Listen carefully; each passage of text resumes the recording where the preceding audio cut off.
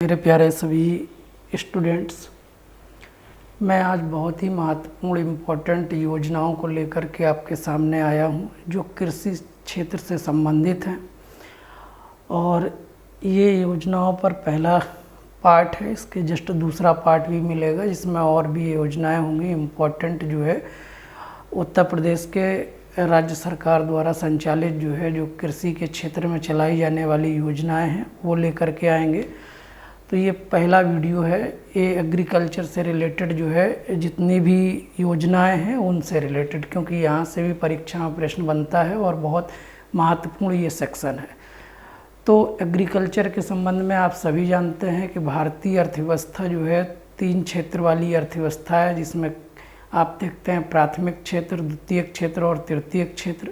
और primary sector में आप देखते हैं जो एग्रीकल्चर और उससे एलाइड जो सेक्टर जुड़े हुए हैं वो जो है उसके अंतर्गत आते हैं। वर्तमान समय में आप देख रहे होंगे इसको हम लोग एग्रीकल्चर को प्राथमिक क्षेत्र के नाम से जानते हैं। और एग्रीकल्चर जो सेक्टर है उस सेक्टर का हमारे जो जीडीपी है यानी ग्रॉस डोमेस्टिक प्रोडक्शन है, सकल घरेलू उत्पाद में लगभग जो है ये क्षेत्र 17% के आसपास कंट्रीब्यूशन कर रहा है। अब इसके संबंध में कुछ चीज़ें समझ लेते हैं, जैसे कि कृषि के क्षेत्र में जो है बहुत सारे जो है आप देखते हैं कि कृषि जो है मानसून का जुआ कहा जाता है। क्योंकि पंडित जवाहरलाल नेहरू ने आप देखिए उनके एक स्टेटमेंट्स में कहा गया everything can wait but not the agriculture, यानी प्रत्येक क्षेत्र इंतजार कर सकता है लेकिन कृषि क्षेत्र नहीं। तो आपने सुना भी होगा क्योंकि मानसून का जुआ है, मौसम जो है अनुकूल होता है तो फसल उत्पादन भी जो है अधिक होती है, और अगर अनुकूल नहीं होता है तो फिर सूखा पड़ने की भी संभावना होती है। भारत में अगर आप देखेंगे तो भारत में कृषि क्षेत्र को जो है भारतीय अर्थव्यवस्था का बैकबोन कहा जाता है, रीढ़ की हड्डी कहा जाता है। उसी तरीके से आप देख रहे हैं कि जो कृषि है, कृषि में जो फसलें उत्पादित की जाती हैं वो बेस्ड ऑन सीजन के आधार पर 3 प्रकार की, रबी की, खरीफ की और जायद की। तो खरीफ की फसल जो है ये आपका यानी कि आपका जून और जुलाई में प्रारंभ होता है, उसके बाद से ये सीज़न स्टार्ट होता है। तो यह जो एग्रीकल्चर ईयर है हमारा वो जो है जून से लेकर के जो है 31 जो है जुलाई तक का होता है। ठीक है, अब आप देखिए जो है अगर हम क्या बोलते हैं एग्रोनॉमी की बात करें, फादर ऑफ एग्रोनॉमी किसे कहा जाता है, तो पीटर डी क्रेसेंजी को जो है फादर ऑफ एग्रोनॉमी कहा जाता है। यानी जहाँ पर हम लोग जो है खेती वगैरह करते हैं, जो खेती का जो फसलें होती हैं उनका उत्पादन करते हैं, तो उसका पिता हम लोग किसे कहते हैं, एग्रोनॉमी का फादर जो है पीटर डी क्रेसेंजी को कहा जाता है। अब खेती जो है कई तरीके से उत्पादित की जाती है, जो फसलें होती हैं हम लोग कई तरीके से उत्पादित करते हैं। उसमें आप देखिए एक नेचुरल फार्मिंग है, प्राकृतिक जो है खेती, और इसका जो है जो यानी फादर है वो जो है जो जापान के यानी कि मोसानोबू जो है फुकुओका जो है उनको हम लोग इस नाम से जानते हैं। तो ये जापान के थे ना, उन्होंने नेचुरल फार्मिंग को प्रमोट करने की जो है बात कही, और इसको जो है हम लोग नेचुरल फार्मिंग के पिता के नाम से जानते हैं, फुकुआ को। ये भी परीक्षा में कई बार प्रश्न आता है। फिर आप देखेंगे वर्तमान समय में जो कॉन्सेप्ट चल रहा है ऑर्गेनिक फार्मिंग का, और ऑर्गेनिक फार्मिंग को प्रमोट करने के लिए आप देखिए ये एक यानी परंपरागत कृषि विकास योजना जो है अप्रैल 2015 में ये लाई गई थी। 17 जनवरी 2016 को सिक्किम को फुली ऑर्गेनिक स्टेट के रूप में यानी कि उसका दर्जा प्राप्त हुआ था, और सिक्किम को जो है जो वहाँ के सीएम थे पवन चामलिंग को, उनको जो है यानी सस्टेनेबल जो है फार्मिंग का जो है जो सतत कृषि विकास का अवार्ड भी दिया गया था। और सिक्किम जो है पहला स्टेट था, इसे फुली ऑर्गेनिक स्टेट के नाम से जाना गया था। और मृदा का जो अध्ययन किया जाता है पेडोलॉजी, तो फादर ऑफ पेडोलॉजी जो है वी डोकू चैप के नाम से जो है हम लोग इनको जानते हैं। तो आपने देखा होगा अगर आपसे प्रश्न पूछा जाता है फादर ऑफ ऑर्गेनिक फार्मिंग किसे कहा जाता है, तो अल्बर्ट होवार्ड को हम लोग जो है यानी फादर ऑफ ऑर्गेनिक फार्मिंग के नाम से जानते हैं। नेचुरल फार्मिंग प्राकृतिक खेती का पिता फुकुआ को कहा जाता है। एग्रोनॉमी जो है यानी फसलों के उत्पादन का जनक जो है हम लोग जो है पीटर डी क्रेसेंजी को कहते हैं। और मृदा जो है यानी कि फादर ऑफ पेडोलॉजी जो है यानी कि वी डोकू चेप को हम लोग इस नाम से जानते हैं। अब आप जानते होंगे कृषि के क्षेत्र में कई सारी जो है क्रांतियाँ आई, जिसमें आप देखे होंगे कृषि और उससे संबंधित जो भी क्षेत्र थे उसमें बहुत सारे यानी जो रेवोल्यूशंस हैं वो आए होंगे। जैसे आपने देखा होगा हरित क्रांति जो है भारत में वो 1966 और 67 में आती है। इसका पिता MS स्वामीनाथन को कहा जाता है, ठीक है, MS स्वामीनाथन को। विश्व में हरित क्रांति का पिता जो है हम लोग नॉर्मन ई बोरलॉग को कहते हैं, नॉर्मन ई बोरलॉग को इस नाम से जानते हैं। इन्हें शांति के क्षेत्र में नोबेल पुरस्कार भी मिला हुआ था। फिर आप देखते हैं व्हाइट रेवोल्यूशन जो है श्वेत क्रांति यानी ये दुग्ध के क्षेत्र में आती है। हरित क्रांति मुख्यतः गेहूं और जो है जो धान था, गेहूं धान, इसके क्षेत्र में आती है। और श्वेत क्रांति जो है इसका पिता हम लोग जो है वर्गीस कुरियन को कहते हैं, यानी वर्गीस कुरियन है, इनको जो है हम लोग जो है यानी वाइट रेवोल्यूशन के पिता के नाम से जानते हैं। फिर देखिए नीली क्रांति आती है जो मत्स्य से संबंधित होती है, ठीक है, मत्स्य एक्वाकल्चर से। फिर आप देखे होंगे पीली क्रांति जो आती है जो आपके दलहन और तिलहन से संबंधित होती है। फिर आपने देखा होगा रजत क्रांति आती है, सिल्वर रेवोल्यूशन, जो आपके जो है अंडे के उत्पादन से संबंधित होता है। फिर आपने देखा होगा गोल्ड रेवोल्यूशन आता है जो आपके फलों के उत्पादन से होता है, फलोत्पादन जो है यानी मुख्यतः सेब से। फिर आपने देखा होगा यानी कि गुलाबी क्रांति आती है जो है पिंक रेवोल्यूशन, जो है जो झींगा उत्पादन या प्याज से संबंधित होता है, प्याज या झींगा के उत्पादन से संबंधित है। फिर आपने देखा होगा रेड रेवोल्यूशन आता है जो टमाटर या मांस से संबंधित होता है। फिर आपने देखा होगा ग्रे रेवोल्यूशन आता है जो फर्टिलाइज़र से संबंधित होता है। फिर आपने देखा होगा ब्लैक रेवोल्यूशन आता है जो आपके यानी पेट्रोलियम है, जेट्रोफा, उससे संबंधित होता है। फिर आपने देखा होगा बादामी क्रांति आती है जो मसाले से संबंधित होता है, एलिमेंट रेवोल्यूशन। फिर आपने देखा होगा गोल क्रांति आती है जो है आलू से संबंधित होती है। तो ऐसी बहुत सारी क्रांतियाँ आई। फिर आपने देखा होगा ऑरेंज क्रांति भी आई है, ऑरेंज क्रांति जो नींबू या नारंगी यानी कि इन फलों से संबंधित होता है। फिर आपने देखा होगा पराभनी क्रांति आती है जो भिंडी से संबंधित होती है, पराभनी ये भिंडी से संबंधित है। तो बहुत सारे रेवोल्यूशंस जो है यानी कि जो ये फसलों के उत्पादन है उन सब से और उससे जुड़े हुए सेक्टर्स में देखे गए हैं। अब हम लोग जो है मुख्यतः इन योजनाओं को देखते हैं क्योंकि यहाँ से डायरेक्ट प्रश्न पूछा जाता है कि कौन सी योजना कब प्रारंभ की गई। तो देखिए ये पहली योजना है राष्ट्रीय कृषि बीमा योजना जो 1999 में प्रारंभ किया गया था, जो भी फसल थी उसके जो है यानी इंश्योरेंस के लिए। फिर राष्ट्रीय कृषि बागवानी मिशन है, ठीक है, ये 2005 और 2006 में प्रारंभ किया गया। किसान क्रेडिट कार्ड स्कीम 1998 में प्रारंभ की गई, ये बहुत इम्पॉर्टेंट है, कई बार PCS में भी पूछा गया है और प्रश्न बनता है। किसान कॉल सेंटर 21 जनवरी 2004 को प्रारंभ किया गया, ये भी कई बार PCS में पूछा गया।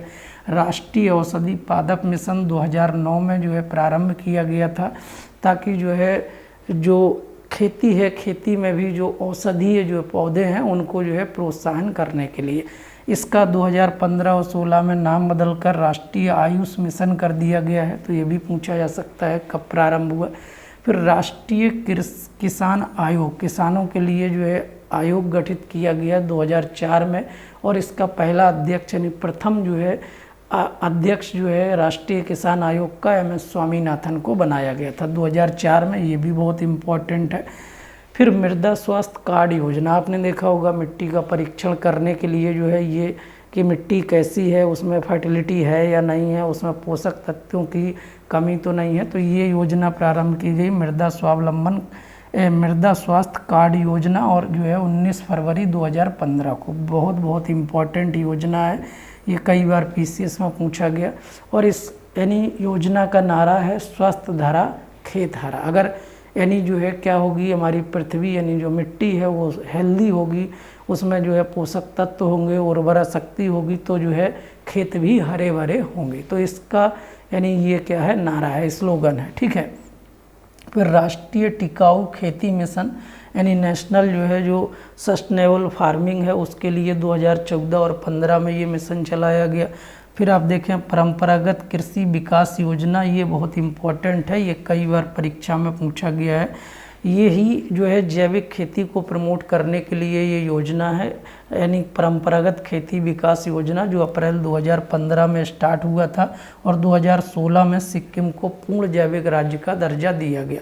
यानी ऐसी खेती जिसमें जो है हम बायो फर्टिलाइज़र का यूज करते हैं और केमिकल फर्टिलाइज़र के यूज को नहीं प्रयोग करते हैं। तो ऐसे इस फर्टिलाइज़र का प्रयोग करके जब हम खेती करते हैं तो उसे हम लोग जो है ऑर्गेनिक फार्मिंग के नाम से जानते हैं। ऑर्गेनिक फार्मिंग पर मैं एक पूरा आपको एक विस्तृत लेक्चर दूंगा, 1 घंटे से ज़्यादा का होगा, बहुत इम्पॉर्टेंट होगा, क्योंकि साइलेंट स्प्रिंग भी जो है जो पुस्तक है, आपने देखा होगा रिचर्ड कार्सेल की, वो बहुत इम्पॉर्टेंट पुस्तक है। वो उस पुस्तक ने जो है यानी कि जो जैविक खेती है उसको प्रोत्साहित करने में महत्वपूर्ण भूमिका निभाई, ठीक है। और रिचर्ड कार्सेल की पुस्तक साइलेंट स्प्रिंग कई बार परीक्षा में पूछा गया।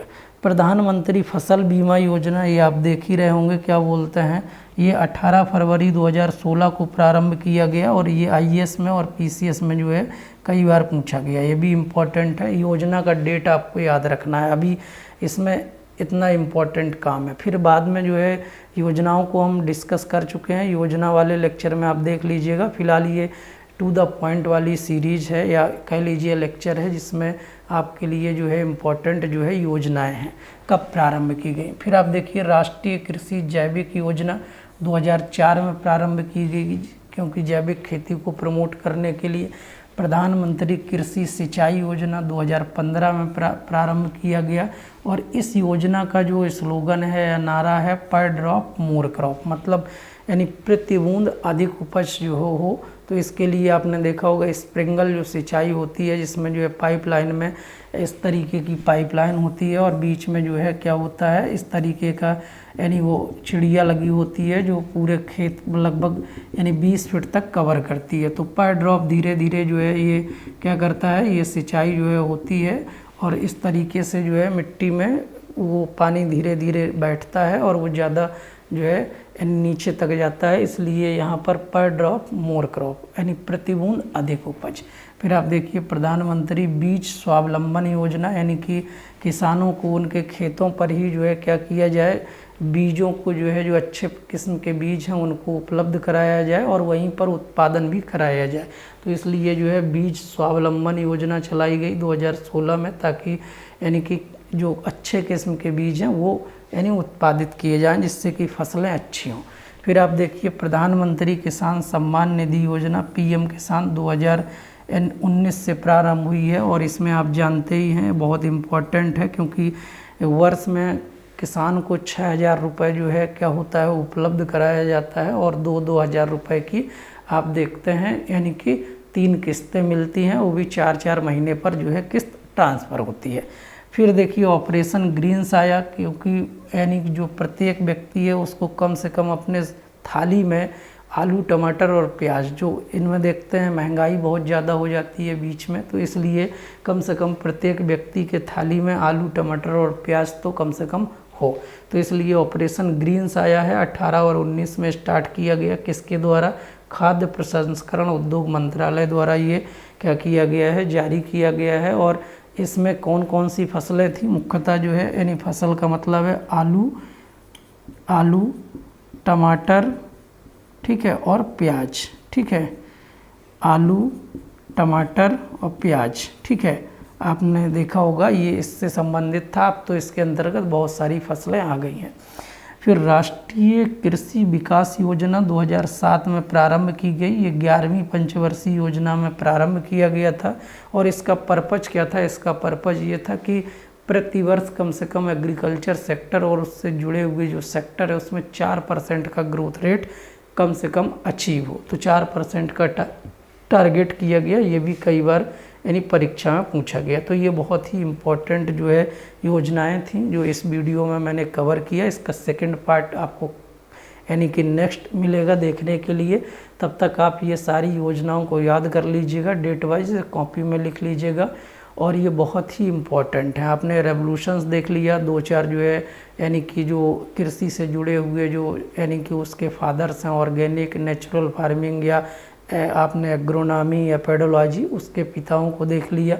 और इसके साथ साथ कुछ डेट भी आप याद कर लीजिए। 23 दिसंबर को हम लोग मनाते हैं किसान दिवस, और जो है 22 अप्रैल को मनाया जाता है पृथ्वी दिवस, और 16 अक्टूबर को मनाया जाता है वर्ल्ड जो है जो फूड यानी डे है, विश्व जो है खाद्य दिवस, उसके रूप में हम लोग मनाते हैं। तो आपको ये 3 जो है और पॉइंट याद करने हैं जो एग्रीकल्चर से जुड़े हुए हैं। 23 दिसंबर, ठीक है, ये किसान दिवस है, और उसके बाद 22 अप्रैल, ठीक है, आप देख रहे हैं यानी कि ये पृथ्वी दिवस है, और जो है 16 अक्टूबर जो है आप देख रहे हैं ये कौन सा है, यानी कि वर्ल्ड फूड डे है, विश्व खाद्य दिवस जो है।